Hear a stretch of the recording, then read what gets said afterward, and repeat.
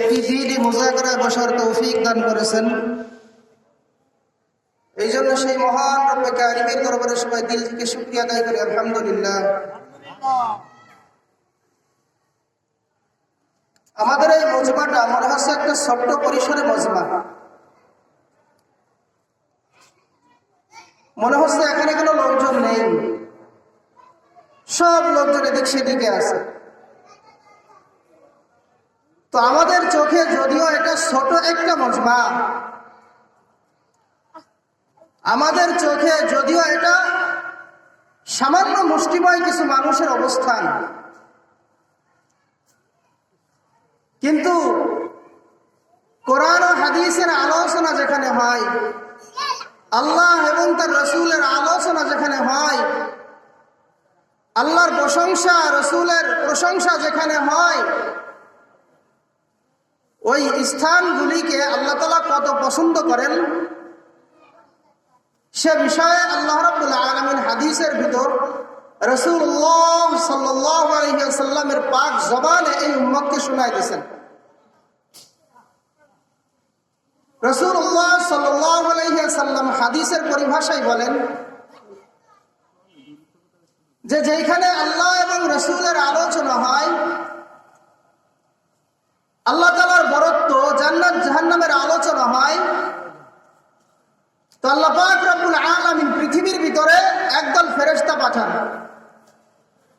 কথাগুলি মন দিয়ে শুনবেন, একটু খেয়াল করার চেষ্টা করবেন, কারণ আমরা প্রতিনিয়তই কথাগুলো শুনি, আমরা ওয়াজ মাহফিল করি, ওয়াজ মাহফিল শুনি, কিন্তু কথাগুলো আমাদের দিলের ভিতর আসর করে না। তার একটা কারণ, যে কথাগুলো আমরা কান দিয়ে শুনি, দিল দিয়ে শুনি না। কি দিয়ে শুনি না? জোরে বলেন, কি দিয়ে শুনি না? দিল দিয়ে শুনি না।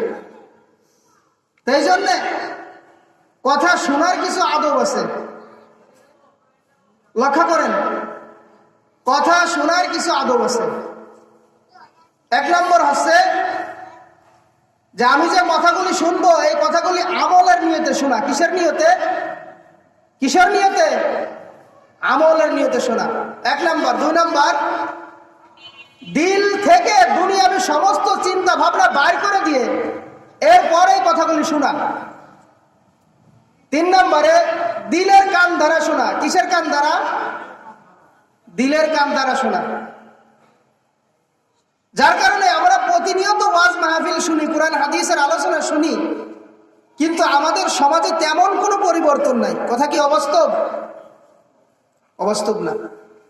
ইমাম সাহেবরা জুমার দিনে যথেষ্ট আলোচনা করার চেষ্টা করেন, উম্মতের ভিতরে দিনই ফায়দাগুলো পৌঁছায় দেওয়ার চেষ্টা করেন। আমরা প্রতিনিয়ত অন্তত সপ্তাহে কোনোদিন নামাজ না পড়লেও জুমার দিনে বেশিরভাগই মুসলমান নামাজ পড়ি। তো সেখানে যে আমরা কি শুনি? ইমাম সাহেব তো এই দিনের কথাগুলি আলোচনা করেন, তাই না? কোরআন হাদিসের কথাগুলি আলোচনা করেন, তাই না? কিন্তু তারপর আমাদের কোনো পরিবর্তন নাই। পরিবর্তন না হওয়ার বড় একটা কারণ, আমরা কথাগুলি কেউ দিল দিয়ে শ্রবণ করি না, আমরা আমাদের ইগোতে এটা আঘাত করি না। এই জন্য আমরা এখানে যারা বসছি, কথাগুলি ইনশাল্লাহ দিল দিয়ে শোনার চেষ্টা করব। যদি আমরা দিল দিয়ে শুনি তাহলে অবশ্যই আমাদের ফায়দা হবে না।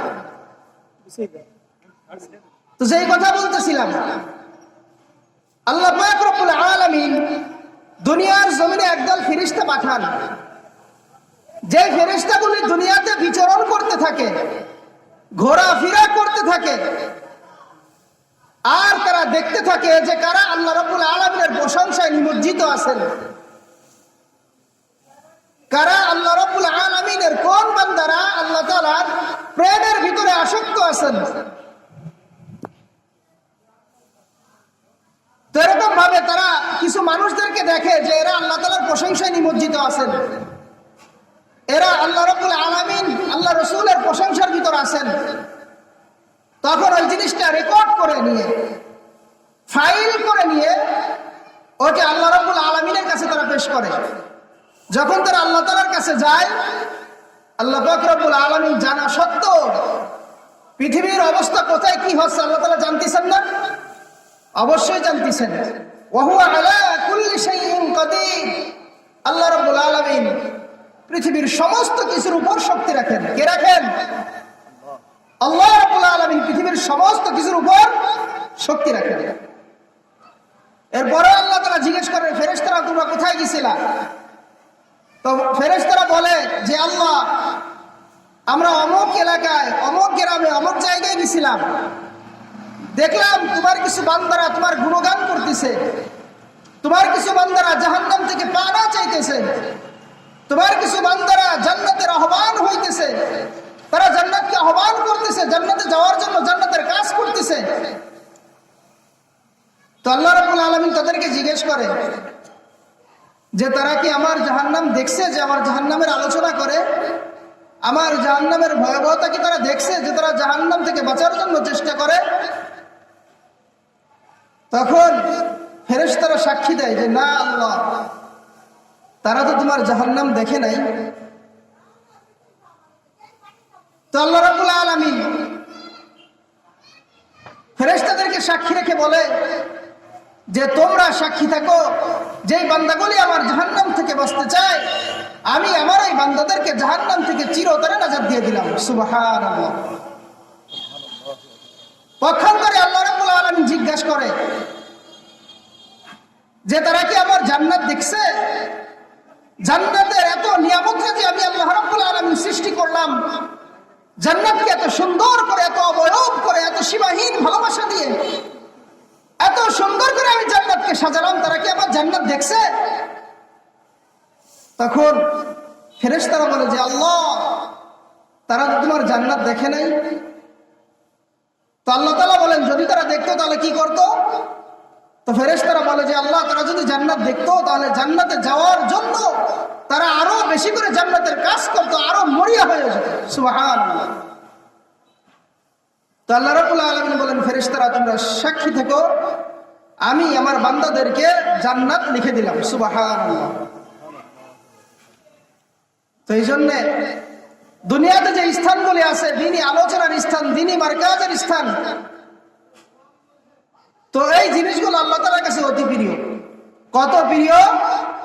আল্লাহ রাব্বুল আলামিন রাসূলের ভাষায় অন্য হাদিসের ভিতর বলেন যে দুনিয়ার এই নেকির স্থানগুলা, দুনিয়ার এই কোরআন হাদিসের আলোচনাগুলা, দুনিয়ার এই কোরআনী নুরানি মজমাগুলা আল্লাহ তাআলার কাছে, আল্লাহ তাআলার ফেরেশতাদের কাছে এত পছন্দনীয় হয় যে আসমানের তারকাগুলি দুনিয়ার মানুষের কাছে এরকম ঝলমল ঝকমক করতে থাকে,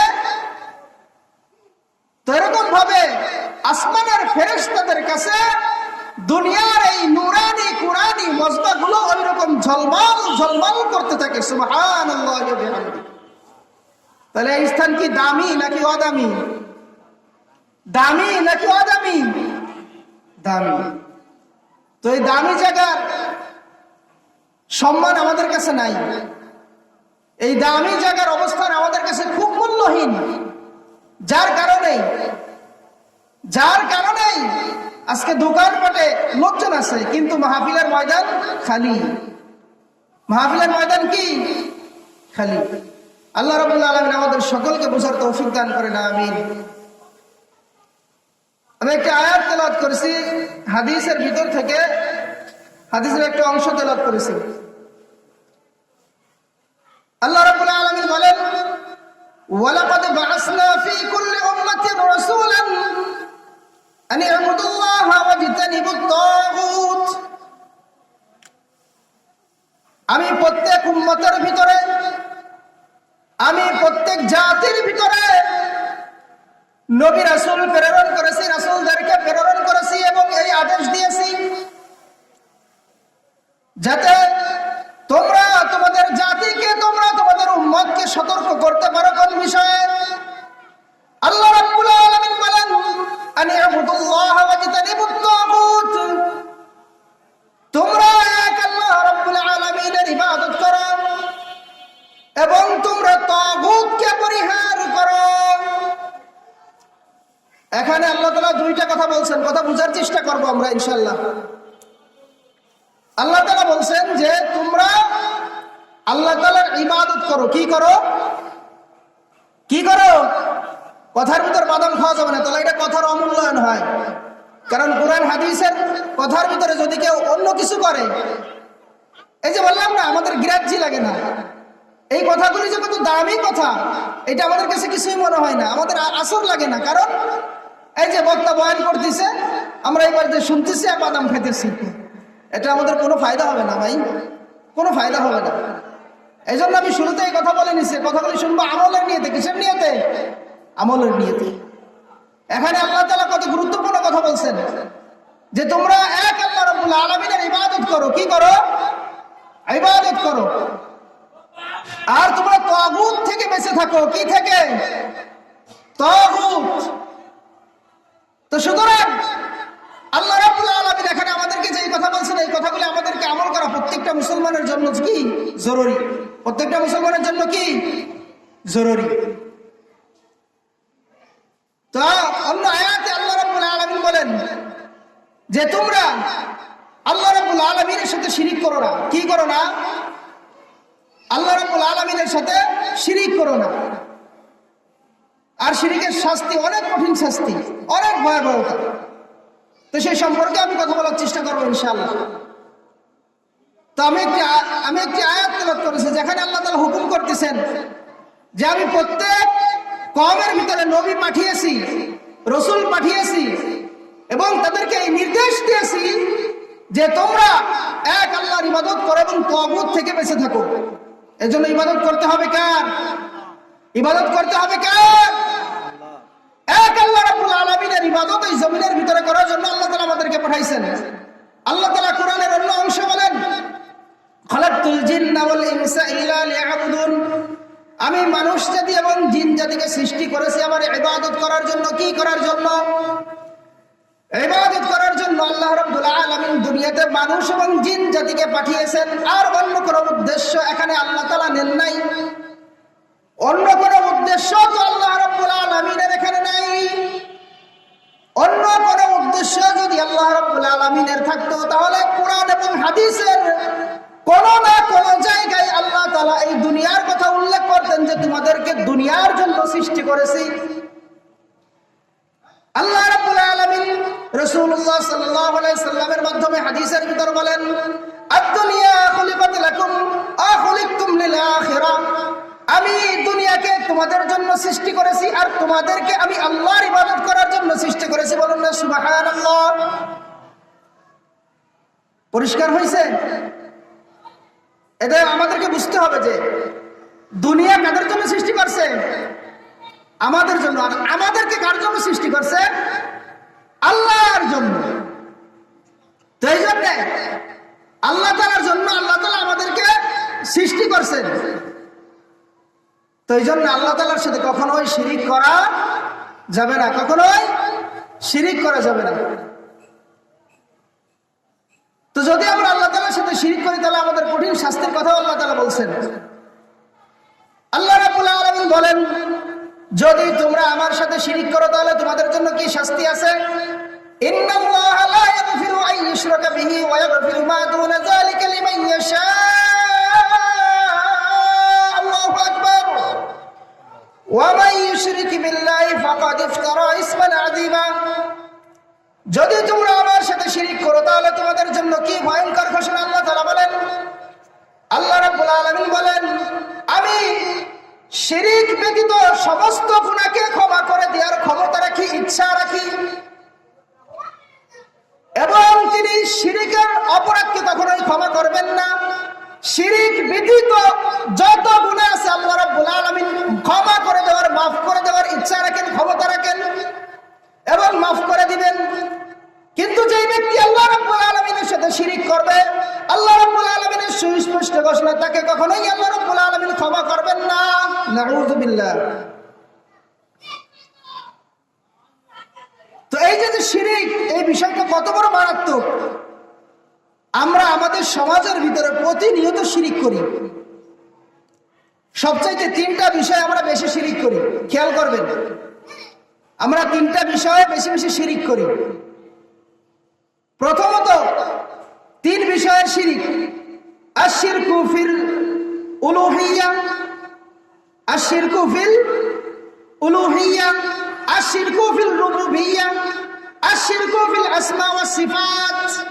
এই তিনটা বিষয়। এক নম্বরে আশিরকু ফিল উলুহিয়্যা, আমরা আল্লাহ রাব্বুল আলামিনের প্রতিপালনের ক্ষেত্রে আশিরকু ফিল উলুহিয়্যা, আমরা আল্লাহ রাব্বুল আলামিনের ক্ষেত্রে এরকম ভাবে শিরিক করি, যেটা হচ্ছে আল্লাহ রাব্বুল আলামিনের ইবাদতের ক্ষেত্রে শিরিক করা। আশিরকু ফিল উলুহিয়্যা, ইবাদতের ক্ষেত্রে শিরিক করা। আশিরকু ফিল রুবুবিয়্যা, আল্লাহ রাব্বুল আলামিনের প্রতিপালনের ক্ষেত্রে আল্লাহ তাআলার সাথে শিরিক করা। তিন নম্বরে আশিরকু ফিল আসমা ওয়াস সিফাত, আল্লাহ রাব্বুল আলামিনের নাম এবং পবিত্র নামের গুণাবলী সম্পর্কে আমরা শিরিক করি। এবার আমাদেরকে বুঝতে হবে আমরা এখানে তিনটা বিষয় বেশি বেশি শিরিক করি। সেই তিনটা বিষয়গুলো কি? যে আমরা ইবাদতের ক্ষেত্রে আল্লাহ তাআলার সাথে শিরিক করি। দুই নম্বরে প্রতিপালনের ক্ষেত্রে আল্লাহর সাথে শিরিক করি। তিন নম্বরে আল্লাহ তাআলার সিফাতি নাম, গুণবাচক নামের ক্ষেত্রে আমরা শিরিক করি। এবার এই বিষয়গুলো আমাদেরকে বুঝতে হবে যে শিরক এত মারাত্মক একটা বিষয়। শয়তান মুসলমানের ঈমানকে, মুমিনের ঈমানকে ধ্বংস করার জন্য প্রতিনিয়ত আমাদেরকে আপ্যায়ন করতেছে, প্রতিনিয়ত আমাদেরকে ধোঁকা দিচ্ছে। অথচ আমরা মুসলমান, আমরা মুমিন, আমরা মুসলমান, এই ধোঁকা থেকে আমরা কেউ বেঁচে থাকার চেষ্টা করি না। শিরিক কত বড় একটা মারাত্মক জিনিস। আর মানুষ যখন শিরিকের ভিতর লিপ্ত হয়, তার জিন্দেগির যত আমল থাকে, নেক আমল থাকে, সমস্ত আমলগুলি চূর্ণ বিচূর্ণ হয়ে ধুলোর সাথে একদম উড়ে চলে যায়। অর্থাৎ তার আমল নামায় কোনো নেকি থাকে না। জিনিসটা বুঝতে হবে, কোন আমলের দ্বারা কিন্তু নেকি চলে যায় না, নেকি নষ্ট হয়ে যায় না। কিন্তু একটা আমলের দ্বারা বান্দার সমস্ত নেকি নষ্ট হয়ে যায়, সেটা হলো শিরিক। সেটা কি?